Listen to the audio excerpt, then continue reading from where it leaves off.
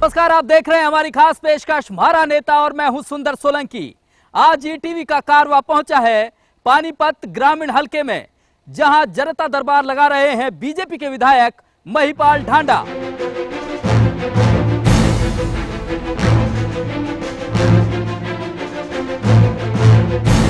पानीपत ग्रामीण हलके के बाबत आपको बता दें, करीब 2,05,000 मतदाता यहां हैं। जाट वोटरों का दबदबा है और खास बात यह है इस हलके की कि सभी गांवों की जमीन बेहद उपजाऊ है।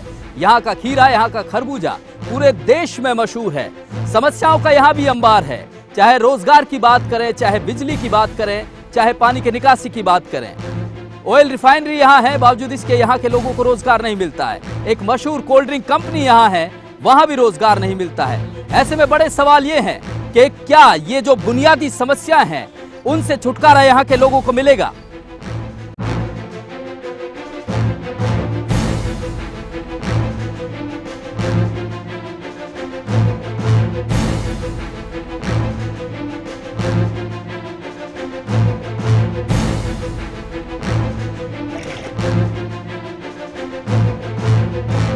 यहाँ ईटीवी पर जनता दरबार लगा रहे हैं बीजेपी के विधायक महिपाल ढांडा। पानीपत ग्रामीण इलाके में हम हैं, हलके में हम हैं। इनके बाबत आपको बता दें कि आरएसएस से जुड़कर इन्होंने अपने राजनीतिक जीवन, अपने सामाजिक जीवन की शुरुआत की। बाद में एबीवीपी से जुड़े और 2006 में बीजेपी ने जिम्मेवारी देते हुए पानीपत जिले का उपाध्यक्ष बनाया। उसके बाद जिले के महामंत्री ये बने। 2009 में एक बड़ी जिम्मेवारी से नवाजा गया। इन्हें युवा मोर्चा का प्रदेश अध्यक्ष चुना गया। 2012 में जिम्मेवारी फिर बढ़ी और किसान मोर्चा का अध्यक्ष बनाया गया, जो अभी तक ये जिम्मेवारी बनी हुई है। 2014 में बीजेपी ने एक बड़ा दाव खेला इन पर, इन्हें यहां से टिकट दिया और बीजेपी की उम्मीदों पर खरा उतरते हुए लगभग 36,500 वोटों से पानीपत ग्रामीण हलके की सीट बीजेपी की झोली में डाल दी।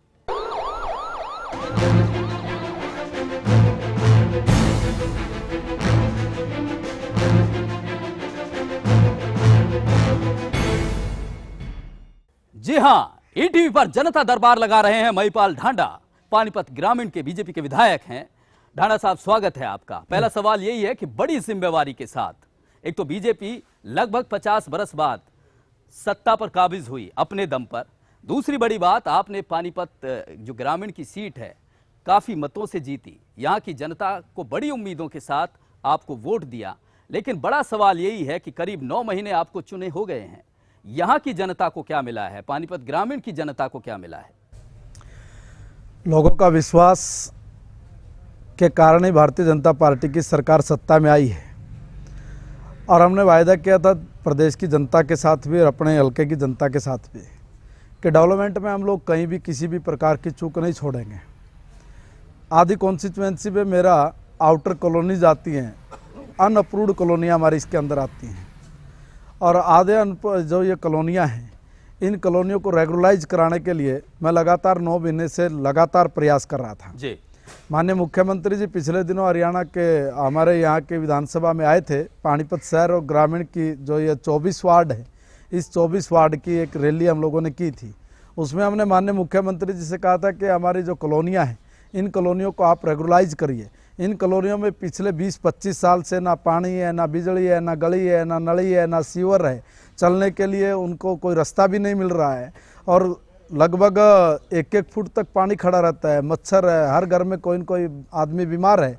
ये तमाम समस्या हमने मुख्यमंत्री जी को रखी और उन्होंने हम लोगों को आश्वस्त किया कि हम इन कॉलोनियों को रेगुलराइज करेंगे और उसके लिए हम लोगों ने काफ़ी प्रयास किया और प्रयास का नतीजा ये निकल के आया है कि 31 मार्च 2016 तक जितना भी सर्वे इसका होना है कॉलोनीज को अप्रूव करने के लिए, वो सर्वे हमारा सब का सब चल पड़ा है।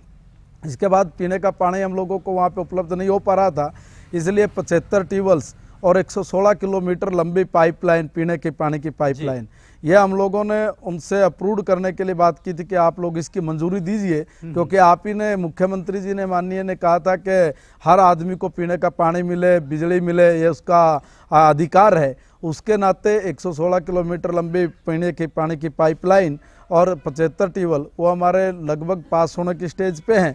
बहुत जल्दी पास हो के उन कॉलोनियों के अंदर हम लोग पीने के पानी की व्यवस्था उपलब्ध कराएंगे। दूसरा एक पार्ट हमारा यहाँ पे हुड्डा क्षेत्र का है, हुड्डा में जितने भी सेक्टर्स है वो सब के सब पानीपत ग्रामीण क्षेत्र के अंदर आते हैं। उसमें जैसे हमारे यहाँ पे एक इंडस्ट्रियल एरिया है 29 सेक्टर, उस 29 सेक्टर में इतनी बड़ी अनियमितताएं थी कि लोगों को पीने का पानी भी उपलब्ध नहीं हो पा रहा था। हम लोगों ने वहाँ पे जनता की आवाज़ सुनी, व्यापारियों के साथ बैठक की। बैठक करने के बाद हमने वहाँ पर चाहे वो पोल्यूशन डिपार्टमेंट के लोग थे, चाहे बिजली विभाग के लोग थे, चाहे वहाँ पे हुड्डा डिपार्टमेंट के लोग थे, सबके सबको कहा कि आपका काम जो है आप अपने काम पर खरा उतरिए और जनता को या व्यापारी को किसी भी तरह की प्रॉब्लम्स ना हो, उसके लिए आप लोग तेज़ी अपने काम के अंदर लेके आइए। वो लोग तेज़ी लेके आए हैं। आज वहाँ पर जो डाई यूनिट्स हमारी हैं वो ज़मीन का पानी निकालते थे। हमने व्यापारियों को भी सख्ती के साथ कहा कि आप लोग ज़मीन का पानी मत निकालिए, यहाँ पे डार्क जोन घोषित हो चुका है और डार्क जोन जब घोषित होगा तो उन्होंने कहा कि हमारे लिए पानी की व्यवस्था कराइए। तो हमने इरीगेशन का पानी उन लोगों को उपलब्ध कराया है और वहाँ पर जो पीने का पानी नहीं पहुँच रहा था, जो वहाँ पर पीने का पानी भी पहुँच गया है। बहुत सारे लोगों को डिपार्टमेंट्स की कमी और गलतियों के कारण उनके प्लाटों को रिज्यूम करने का कुछ मंशा इस प्रकार की रही होगी और उसको भी हमने कहा कि इसका ज़रा दोबारा रीसर्वे करिए और जिन जिन लोगों की जो प्लाट रिज्यूम करने की बात है उनकी जो जो कंडीशंस हैं आप उन कंडीशंस को पूरा फुलफिल कराइए और उसके बाद इन लोगों को इसमें राहत दी जाए। उस पर भी बड़ी तेज़ी के साथ काम हो रहा है। बात रही जो हमारे 40 गांव यहाँ पे लगते हैं, इन 40 गांव के लिए हम लोगों ने बजट्स की योजना बनाई थी। पिछले दिनों भी जैसे अब इसी गांव के अंदर जिसमें हम बैठे हैं, ये साथ में एक जर्नल चौपाल है। इस जर्नल चौपाल के निर्माण के लिए भी हमने 14 लाख रुपये उनके दिए हैं। हर गांव में लगभग 22 गांव के अंदर मैंने खुला दरबार लगाया। हम लोग जनता से वायदा करके जीत के गए थे कि आपको हमारे पास नहीं आना पड़ेगा, हमारे को ढूंढना नहीं पड़ेगा। इसलिए मैं हर वीरवार को पानीपत के PWD रेस्ट हाउस के अंदर जनता की बात सुनता हूं और उनकी मौके पर ही जितनी भी ज़्यादा समस्या हो सकती है, समाधान हो सकता है, उसका करता भी हूं। और गांव में भी हम लोग ओपन खुला दरबार आज तक मैं आज ये 23वां गाँव है, 22 गांव में हमने लगाया है और 22 गांव के जो भी लोगों की समस्याएं थी उन समस्याओं को दूर करने का भरपूर प्रयास भी किया है। ये जो समस्या है, चाहे वो पानी की निकासी की बात हो, रोड के पक्के होने की बात हो, खासकर पानी की निकासी से लोगों को भारी परेशानी होती है। ये जो प्रशासन है आपका, अब ये क्योंकि बरसात का है, ये इस तरह की कोई स्ट्रेटेजी, इस तरह की कोई प्लानिंग नहीं कि ये समस्या लोगों को हो ही नहीं। ये समस्याएं आज की नहीं है, ये समस्याएं बहुत पहले की खड़ी हुई है। इस पर किसी प्रकार का कोई चिंतन नहीं हुआ कि इस पानी का जो यूटिलाइज किया हुआ पानी है, इस पानी का हम लोग करें क्या। इस प्रकार की कभी किसी सरकार की मंशा नहीं रही है।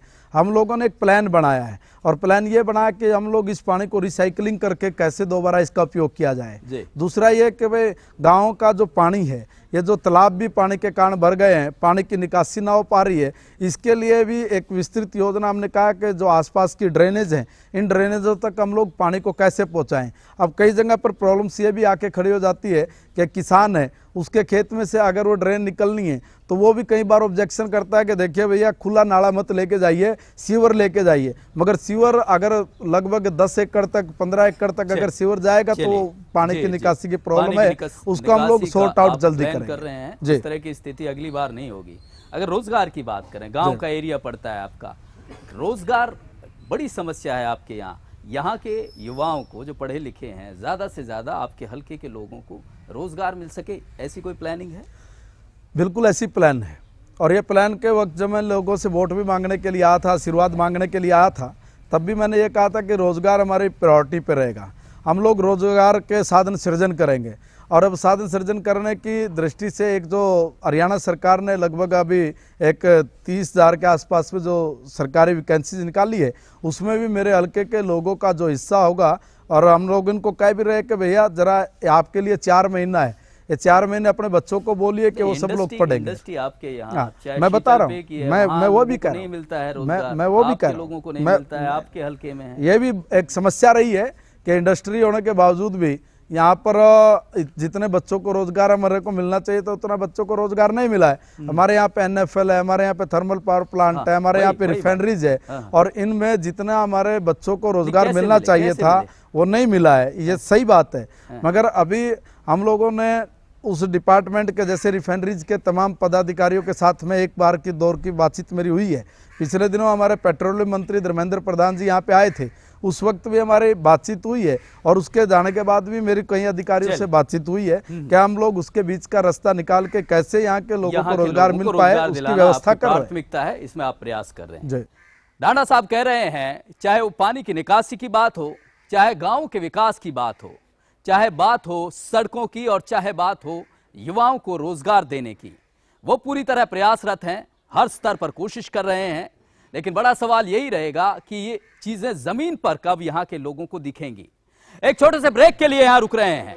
ब्रेक के बाद यहां की जनता, पानीपत ग्रामीण की जनता अपने नुमाइंदे, अपने विधायक महिपाल ढांडा जी से रूबरू होगी और समस्याएं रखेंगी। देखते हैं कि क्या कुछ समाधान मिलता है एक छोटे से ब्रेक के बाद। निकासी का पुल भी है नीचे में पानी निकलने का, जो पंचायत है उसको प्रबंध नहीं कर रही, उसको कटवाने का पानी का। हम इसको बहुत जल्दी इस काम को, इस समस्या को हल कराने का प्रयास भी करें।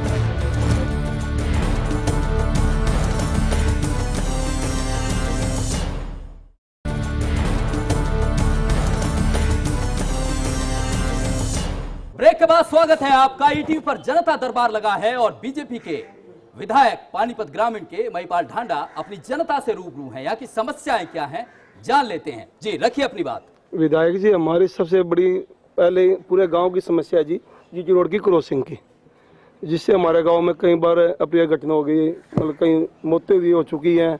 आप पहले भी आपको बोला था जी, बनने से पहले भी आपने हमें पूरे गांव को आश्वासन दिया था भाई हम आपकी समाधान करेंगे। जवाब लेते हैं विधायक जी। ये बड़ी समस्या होती है लोगों को क्रॉस करने में, और क्योंकि पैदल ज्यादा नहीं चल सकते, इससे एक्सीडेंट भी हो जाता है। ये बात बिल्कुल दुरुस्त है कि यहाँ पर जो जीट रोड को NH1 नंबर 1 को अगर हम लोगों को क्रॉस करना है तो बहुत सारी अप्रिय घटनाएं यहाँ पे घटी भी हैं। मगर मैं एक निवेदन जरूर करूँगा इस गांव के लोगों से कि मेरा कमिटमेंट, मैंने ये कहा था मैं इसके लिए प्रयास करूँगा, मगर मेरा एक कमिटमेंट रहा है। गांव इससे यहाँ से 1 किलोमीटर आगे गांव गांजबड़ गांव है, उस गांजबड़ गांव में भी इसी प्रकार की समस्या के कहीं से भी निकलने बढ़ने का रास्ता नहीं है। उसके लिए हम लोग माननीय गडकरी जी से भी मिले हैं और इससे पिछली सरकार में जब CP जोशी जी जब हमारे कांग्रेस की सरकार में परिवहन मंत्री थे तब मैं उनसे भी मिला था। तब उस वक्त भी हम लोगों ने एक सर्वे करा था कि उसका एक national highway authority of India का एक रूल है कि आपका यहाँ से क्रॉसिंग कितना होता है, तो उस क्रॉसिंग पे हम लोग खरे उतरे थे। अब वो जब बात सिरे नज़दीक लगने के लिए समय आया तभी हाई कोर्ट का एक डिसीजन आया कि सोमा कंपनी का जितना भी काम पेंडिंग पड़ा है, जब तक वो काम वो पूरा नहीं कर लेंगे तब तक हम लोग किसी नए प्रोजेक्ट पे काम नहीं कर सकते। उनका काम थोड़ा बहुत अभी अधूरा है, जैसे वो काम पूरा होगा तो उसको लेके मेरी कॉन्स्टिट्यूएंसी में 2-3 जगह पर हम लोगों ने अंडरपास की बात की हुई है। एक गांजबड़ गांव में अंडरपास की बात हुई है और एक हमारे सिवा गांव में अंडरपास की बातचीत हुई है।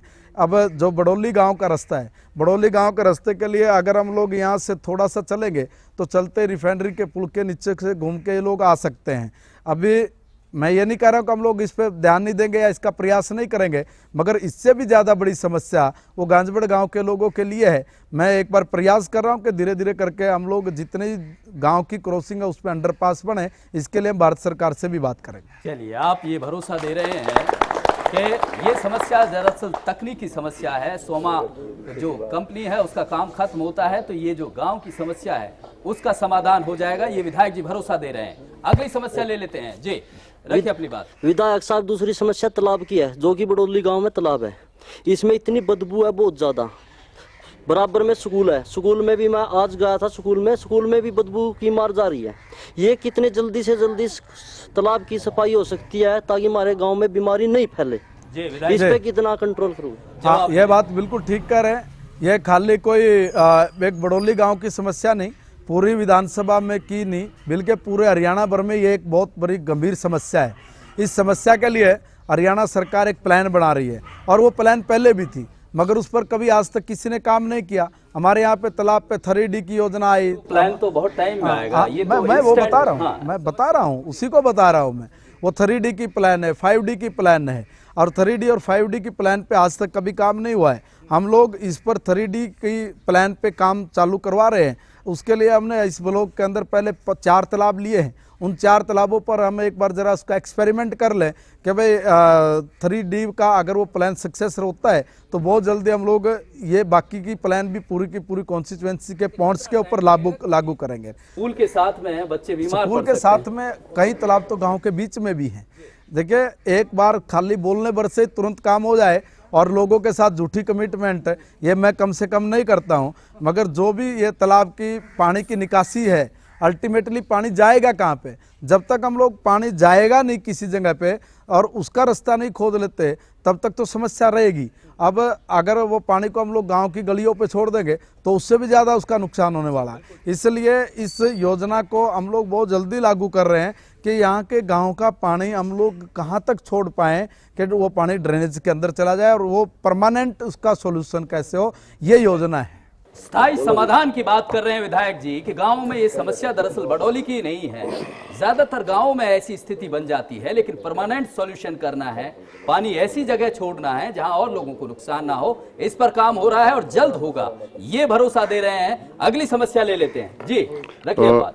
सबसे पहले मैं आदरणीय विधायक महिपाल ढांडा जी गाँव आने का स्वागत करता हूँ। और जैसे तालाब की बात आप कर रहे थे, इस गाँव का और जीटी रोड के पास जो नाला है उसका स्लोप कम से कम भी 6 फुट है। अगर तालाब से वहाँ तक underground RCC pipe, sewerage type बिछाई जाए तो मेरे ख्याल में समस्या जल्दी हल हो सकती है। एक बार मैंने इसके बारे में बातचीत की थी, रेलवे डिपार्टमेंट इसके बीच में आता है। रेलवे वालों से हम लोगों ने परमिशन लेनी है कि हम लोग रेलवे के नीचे से हम लोग क्या अंडरग्राउंड पानी ले जा सकते हैं क्या? इसका एप्लीकेशन मैंने एक बार वहाँ पे दिया था, उस एप्लीकेशन का कोई जवाब नहीं आया था। उसके बाद फिर मैंने दोबारा एक एप्लीकेशन उनको भेजी हुई है डीआरएम को, हो सकता है जल्दी उसका हम लोगों को रिप्लाई मिल जाए।